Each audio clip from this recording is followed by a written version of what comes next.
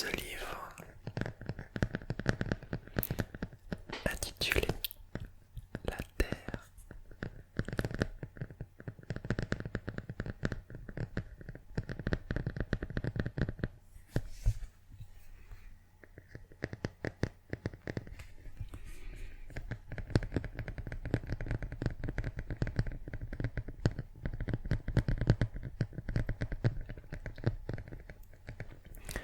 Alors c'est un livre que j'ai eu quand j'étais très jeune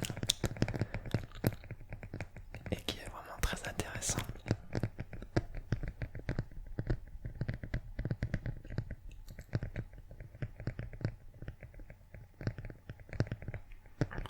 Faut savoir que j'ai pour passion, à côté de l'automobile, j'aime énormément tout ce qui est en rapport avec l'univers. Donc les planètes, les constellations, etc., les galaxies. Je regarde beaucoup de vidéos à ce sujet pardon, sur YouTube.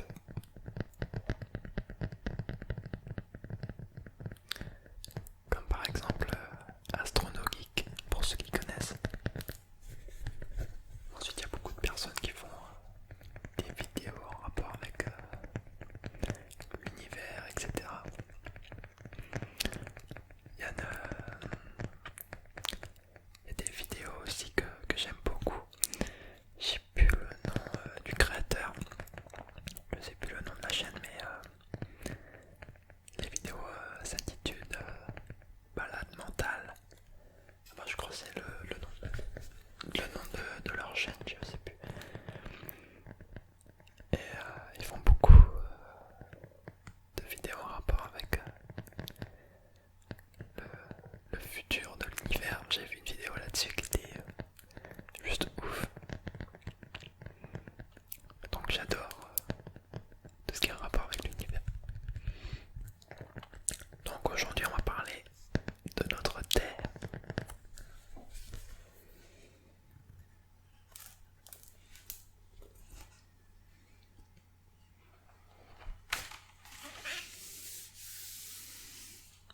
Donc c'est un livre qui est assez vieux quand même. Je crois que je l'avais pour mes 6 ans quand j'étais à l'école.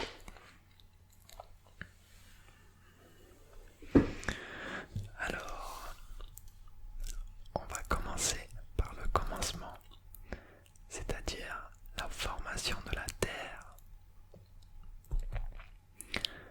Alors la Terre est une planète, c'est-à-dire un corps céleste qui tourne autour du Soleil avec 6 autres planètes. Elle fait partie du système solaire, ni trop loin, ni trop proche du Soleil.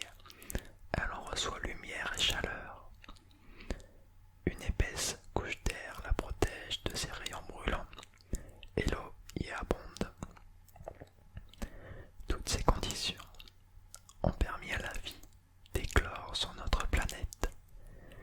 Ainsi, malgré sa petite taille, son rayon est 109 fois plus petit que celui du Soleil. La Terre est actuellement le seul lieu connu dans tout l'univers où existe la vie.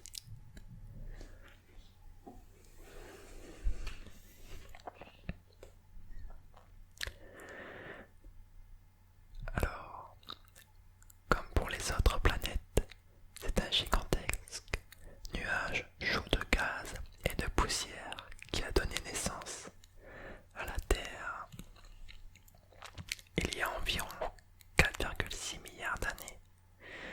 À force de tourner autour du Soleil, ces grains de poussière se sont attirés et soudés pour former la Terre. Celle-ci, alors bombardée par des météorites, a vu sa température monter à plus de 2000 degrés. Elle a grossi et s'est refroidie, la température tombant à moins de 100 degrés. Sous l'effet du froid, l'eau des nuages a déferlé sur le sol, formant des mares, des lacs, puis des mers et des océans.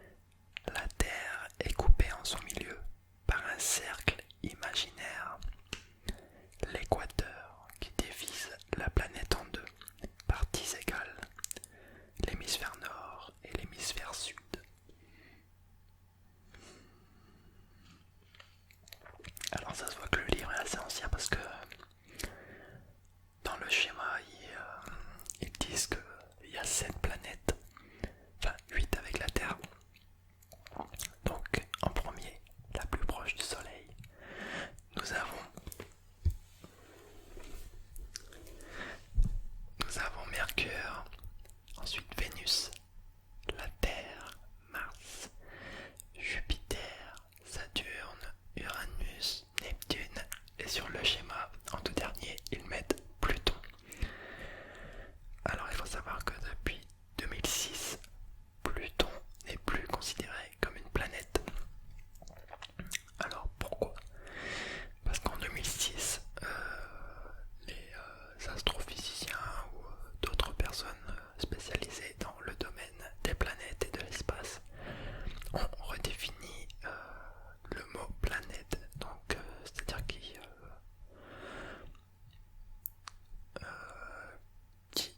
ont fait des nouvelles... comment dire ça?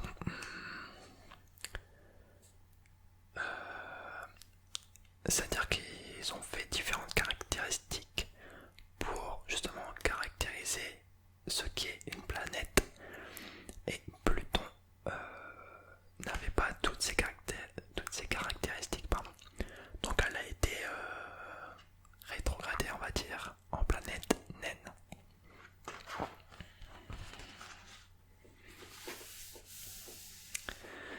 Alors, le deuxième, on va dire petit résumé. Alors la Terre est une planète active. Elle est vivante, où tout évolue sans cesse. Les mouvements qui agitent ses profondeurs ont fragmenté la surface terrestre en une multitude de plaques qui bougent les unes par rapport aux autres. À l'origine de ce phénomène spectaculaire, comme les éruptions volcaniques et les tremblements de terre, ces mouvements sont aussi la cause de phénomènes plus lents qui façonnent le paysage depuis des millions d'années, comme par exemple des montagnes et volcans surgissent, des failles apparaissent et des océans naissent et s'élargissent.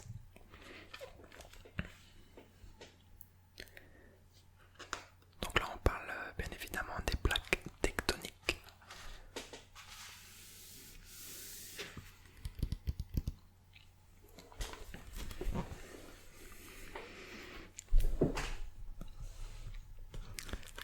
La planète bleue.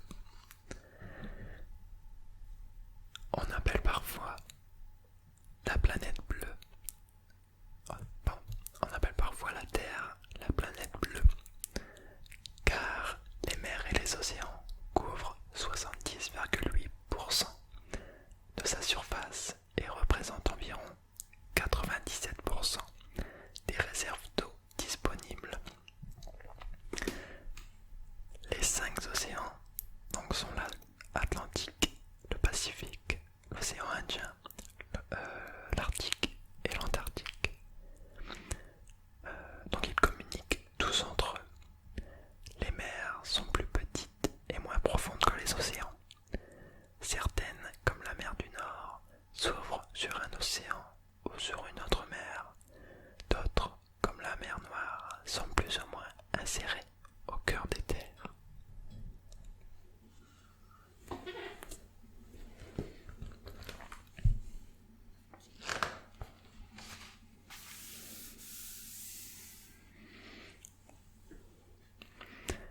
Le relief. La surface de la Terre est faite de paysages variés. Côtes, déserts, montagnes et plaines. Cette diversité des reliefs est due au mouvement des plaques tectoniques, à la nature des roches du sous-sol ou éruptions volcaniques, ainsi qu'au climat et à l'érosion. Il existe 3 grands ensembles de reliefs: les vastes étendues planes et massifs anciens formés à l'ère primaire, les plaines et bassins sédimentaires provenant de l'accumulation de sédiments. Donc c'est des débris de roches déposés par les mers et les vents aux aires secondaires et tertiaires. Les chaînes de montagnes jeunes, nées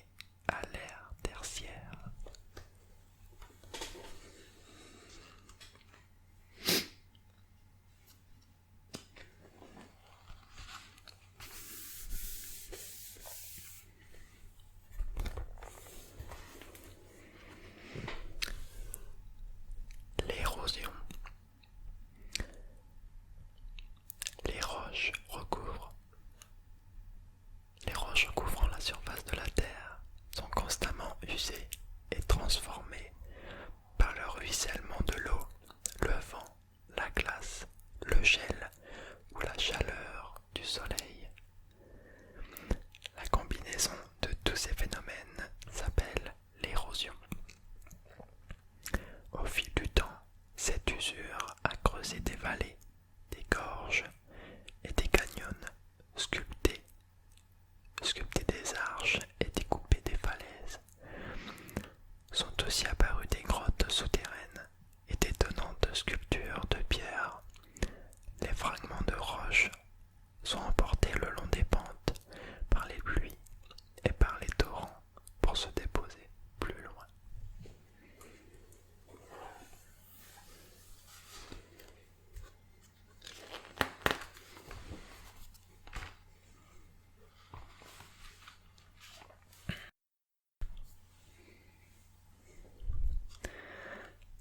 La vie sur Terre.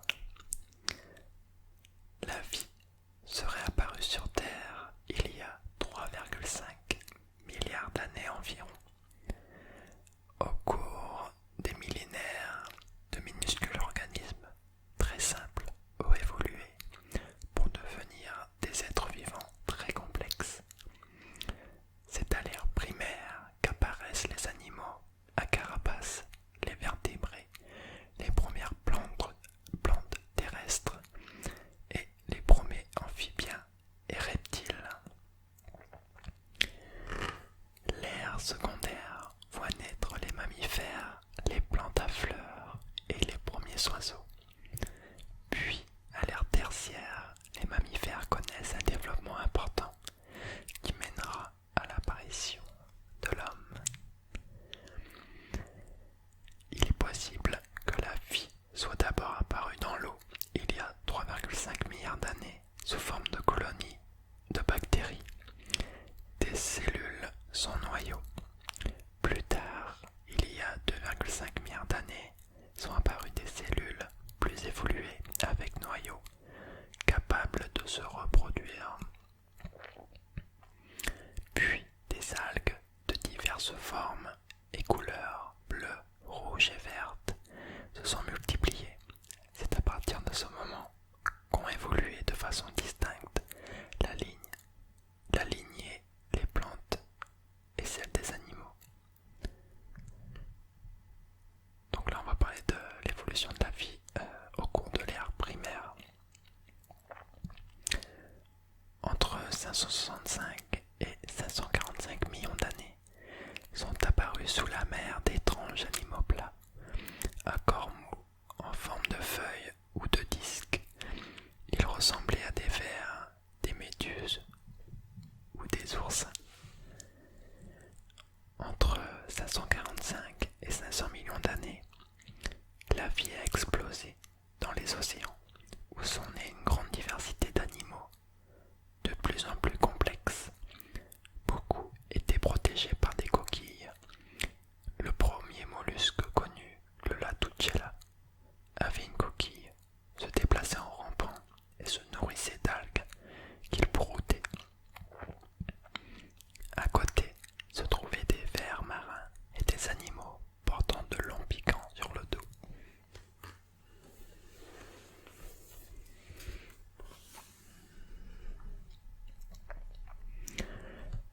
Dans les airs, les insectes se sont diversifiés.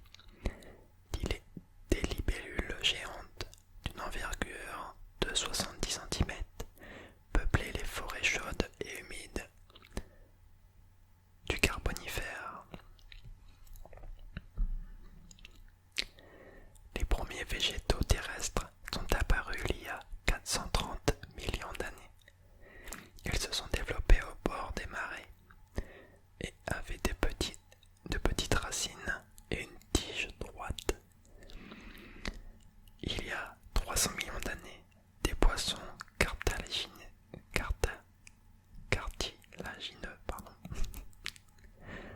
recouverts de plaques osseuses, ont fait leur apparition. Peu à peu, leurs nageoires se sont transformées en membres. Alors lui il a un nom vraiment bizarre. Lichtiostega. Ouais, voilà.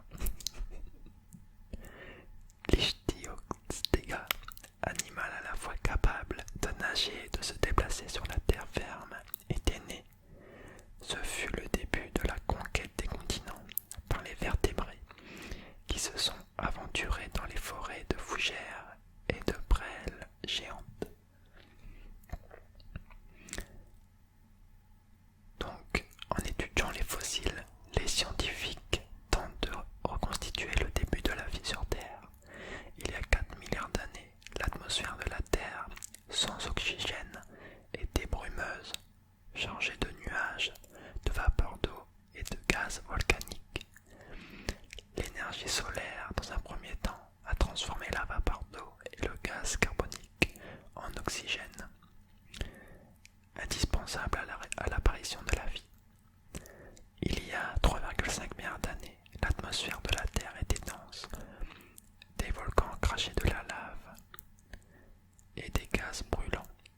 La Terre fut également bombardée par des météorites et des comètes qui y auraient apporté des matières organiques, peut-être à l'origine des premières cellules vivantes.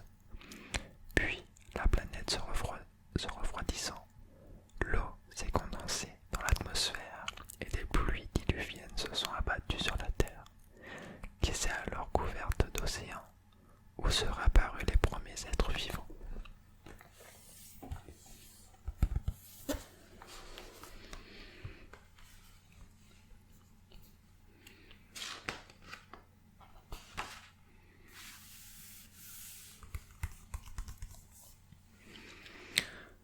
Alors maintenant, on va passer au climat de la planète.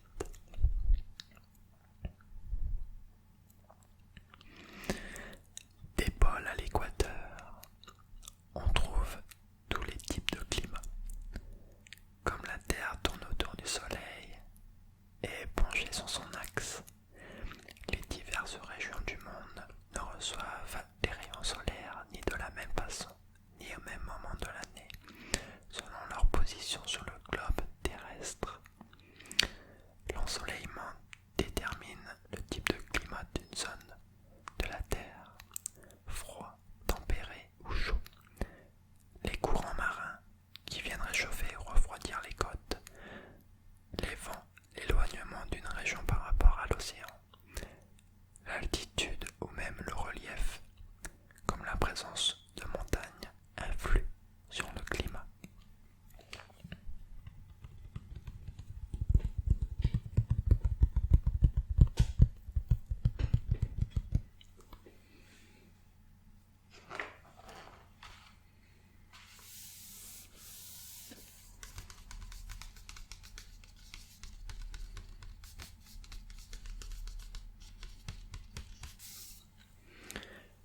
Les peuples.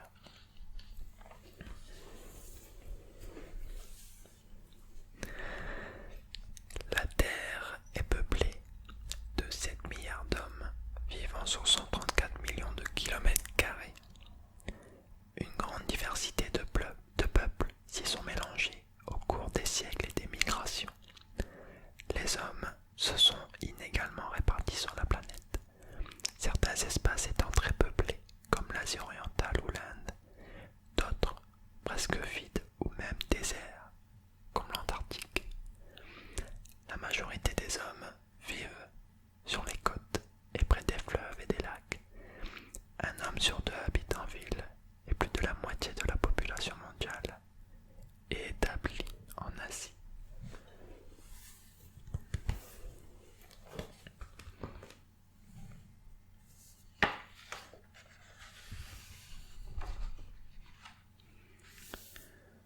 Les richesses de la Terre. Notre planète recèle de nombreuses ressources naturelles, comme des terres fertiles pour l'agriculture, du sel, de l'eau potable, de l'eau des fleuves et des océans, utilisée aussi pour la pêche ou la production d'électricité, minerais, pierres précieuses, uranium, gaz naturel, charbon ou pétrole.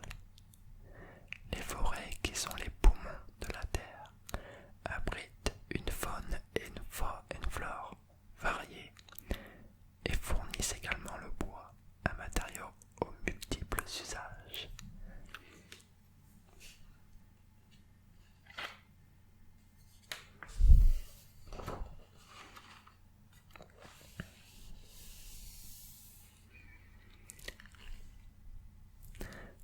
Les colères de la Terre. La Terre, planète vivante, sans cesse en mouvement, connaît périodiquement des phénomènes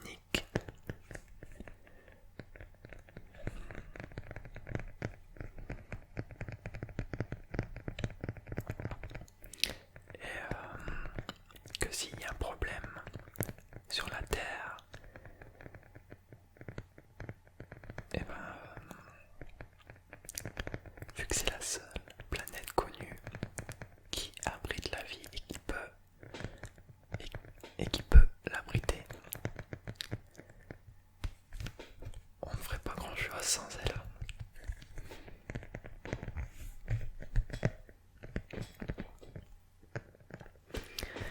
Donc j'espère que ce petit documentaire écrit, on va dire, vous a plu, vous a permis d'apprendre pourquoi pas de nouvelles choses.